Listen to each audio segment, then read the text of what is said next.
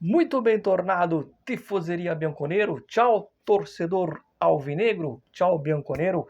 Finestra Bianconera, hoje, 3 de dezembro de 2024. Esse é o canal que fala da Juventus de Turim no Brasil. Eu sou o Mário, pertenço ao fã-clube oficial da Juventus no Brasil e vamos falar para vocês que gostam da Juventus, simpatizam com a Juventus ou até mesmo torcem para a Juventus, como eu.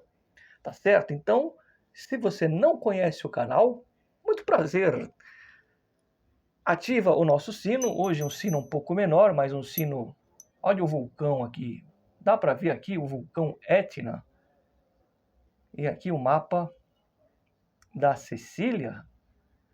Porque o Finestra também é geografia, cultura. Bom, enfim, ativa o nosso sino e não perca os próximos vídeos do Finestra para ficar sempre por dentro das verdadeiras informações. Eu sou o inimigo número 1 das notícias implantadas pela imprensa italiana e, por tabela, os portais nacionais daqui. Bom, hoje, dia 3, é aniversário do nosso rival.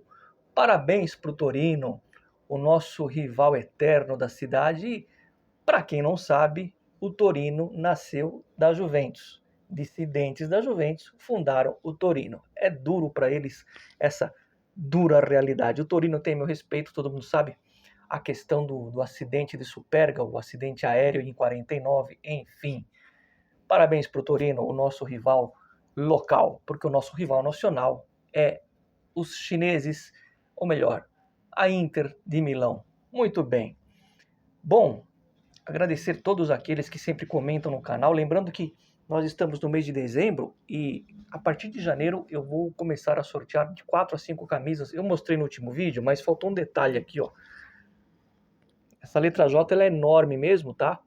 Aqui eu vou colocar o sobrenome do Felizardo, que foi sorteado, e na manga do lado direito, é um detalhe que passou, ó, tem a data, tá? A data de fundação da Juventus. É uma camisa muito bonita, criada por mim, e que eu vou sortear por enquanto nesse modelo preto, de 4 a 5 camisas a partir de janeiro, durante todo o segundo turno do campeonato italiano, tá bom? Eu vou aqui pontuar umas situações, eu marquei algumas coisas para não esquecer aqui. Ontem o Giuntoli falou, no último vídeo eu falei que ele deveria aparecer para a torcida e dar explicações quando que os lesionados voltam. Eu sei que o Giuntoli não é médico, mas ele tem a obrigação de saber o que está acontecendo e mostrar isso para a torcida. E eu vou fazer um adendo aqui. No finalzinho do último vídeo, domingo, eu falei assim: Mota, a Juventus não é o Bolonha. E eu tô do teu lado, eu te incentivo. Eu não dei, para quem não entendeu, eu não tô puxando a orelha do Mota, eu estou fazendo um alerta ao Mota. Eu não estou contra o Mota. Quando eu falo ali daquele jeito, Mota, a Juventus não é o Bolonha, eu estou dando um alerta para ele, como quem diz o seguinte: Mota, aqui tem cobrança. Se os resultados não aparecerem, tem cobrança. Ainda que a gente saiba que é um ano de reconstrução, que não está no preventivo um título, mas a cobrança existe se você perde um clássico, porque não é o Bolonha. Foi isso que eu quis dizer. E aí, porque se o Giuntoli não aparece, para ser sim escudo do Mota, a cobrança, o torcedor da Juventus não quer saber se você tem um banco à disposição para mexer durante o jogo, se você tem o melhor, né, do seu elenco para pôr em campo. O torcedor vai ver o final do jogo e o resultado. Se você não vencer, a cobrança vai em cima de você, não do Giuntoli. Do Giuntoli e da diretoria vai vir depois a cobrança. O primeiro a ser cobrado e a pancada maior vai ser em cima de você, Mota. Por isso que eu falei, Mota, aqui não é Bolonha. Aqui tem cobrança. Foi nesse sentido que eu quis dizer, para quem não entendeu.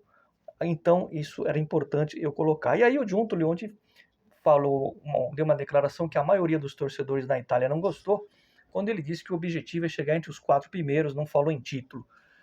Eu tenho eu vejo essa declaração dele como uma declaração de fachada. Para mim, ele não ia ser tão burro ou ingênuo de chegar diante das câmeras, na atual situação da Juventus, e falar assim: não, a gente está firme na briga pelo título. Ele ia virar meme na hora. Na hora.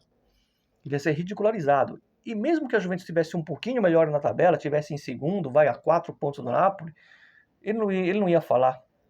Ele ia falar que é um ano de reconstrução, tenho certeza disso.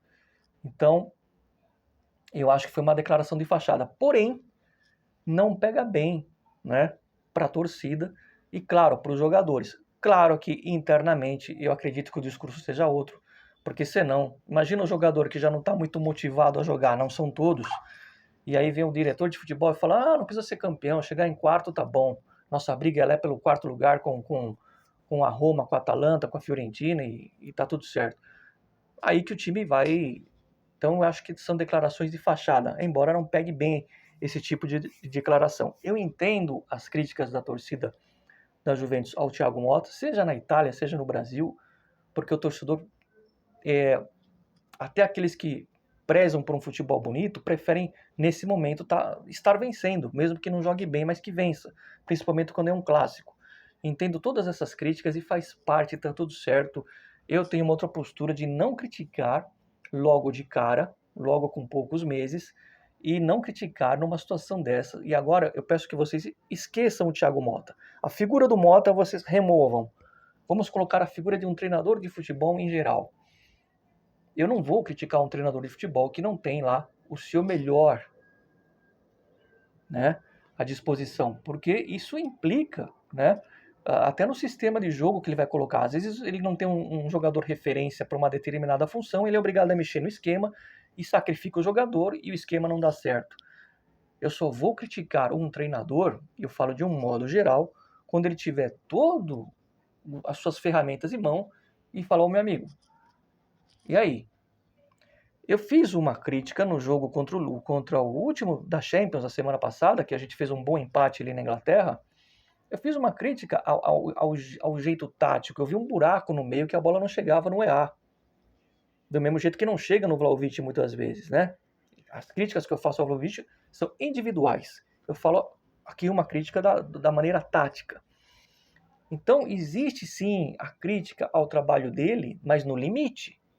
Não é porque eu vejo lá um erro, um buraco no meio e ele tem que arrumar, que eu tô aqui pedindo a cabeça dele e falando que foi um erro a contratação dele. Como é que eu vou falar que foi um erro? Se tem 3 anos pela frente. A minha experiência como torcedor de futebol não me permite dizer que é um erro logo no início. Estou satisfeito com a pontuação da Juventus? Não. Eu só estou satisfeito com a defesa da Juventus, que é pouco vazada, inclusive na Champions. Mas eu não estou satisfeito nem com a pontuação na Champions. Se tivéssemos em 12º, 11º, até entendo. E também não estou satisfeito com a pontuação no campeonato italiano. Mas nessa realidade de você não ter 9 jogadores à disposição, e a gente já vai falar dos primeiros jogadores que devem voltar, eu tenho que também ter consciência.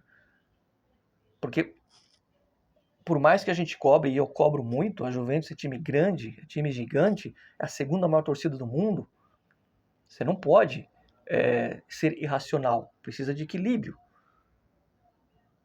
Não existe milagre. Se você, sei lá, tem gente que gosta do Guardiola, tem gente que prefere o Klopp, não tem milagre. Se você não tiver jogador forte, não existe milagre. E se os seus melhores jogadores não estão à disposição, não existe milagre. Se você, torcedor, pudesse escolher montar o teu time ali, tivesse que colocar na lateral esquerda o Roberto Carlos ou improvisar o De Chile, você colocaria quem? Essa unanimidade não é burra. Eu tenho certeza a resposta que vocês vão dar. Mas e se o Roberto Carlos estiver machucado? Vocês não podem entrar com 10. Vai tu mesmo, De Chile. E aí? Que culpa você que escalou De Chile tem?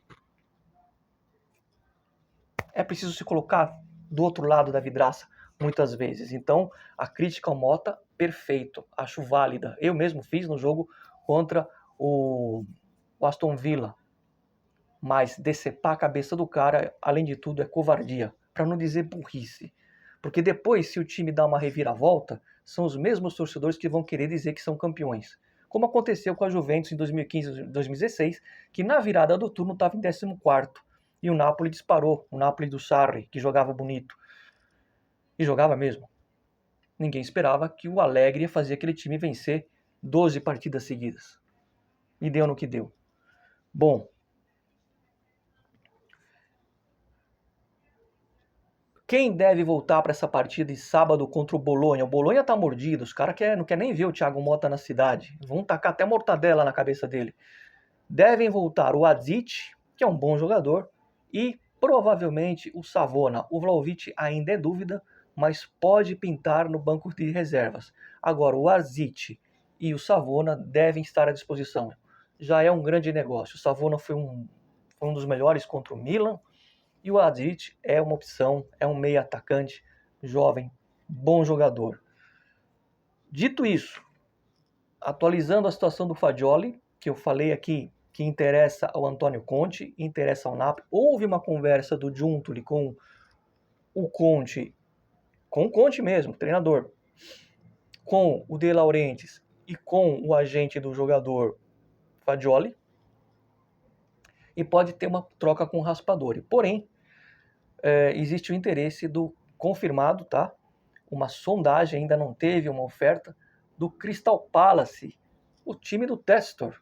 Os botafoguenses conhecem bem do Fagioli. Então, apenas atualizando essa situação do Fagioli para vocês. E sobre Douglas Luiz, o rapaz não joga porque ele tem um hematoma causado pela lesão muscular na coxa. Esse hematoma parece que não sara.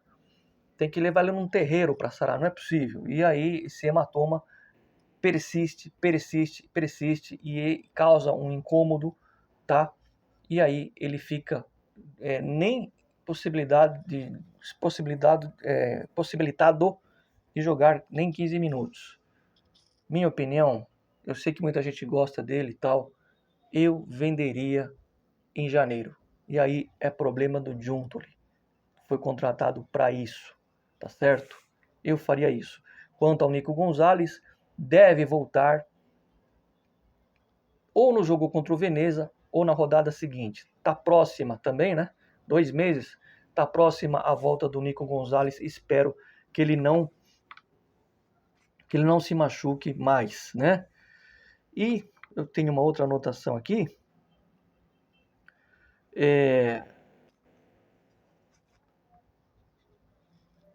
Quinta-feira vai ter 2 vídeos, tá?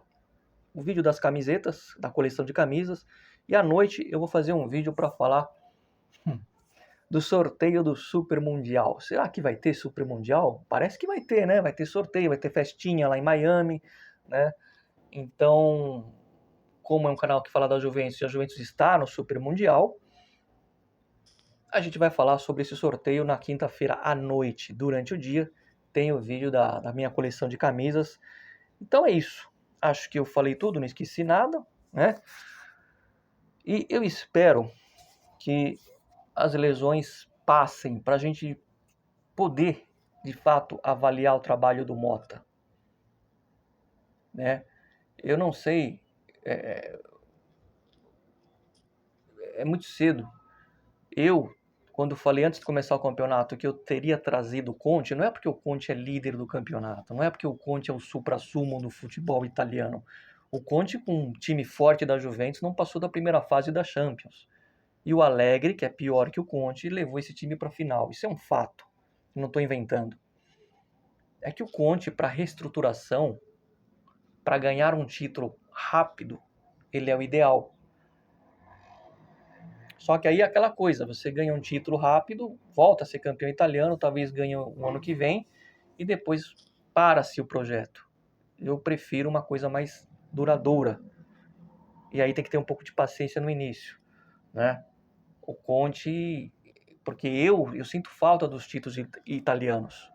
Eu sinto falta dos títulos nacionais. Embora a gente venceu a Atalanta na final da Copa da Itália, a Copa da Itália é igual a Copa do Brasil, é um torneio secundário, mas é importante, todo título é importante.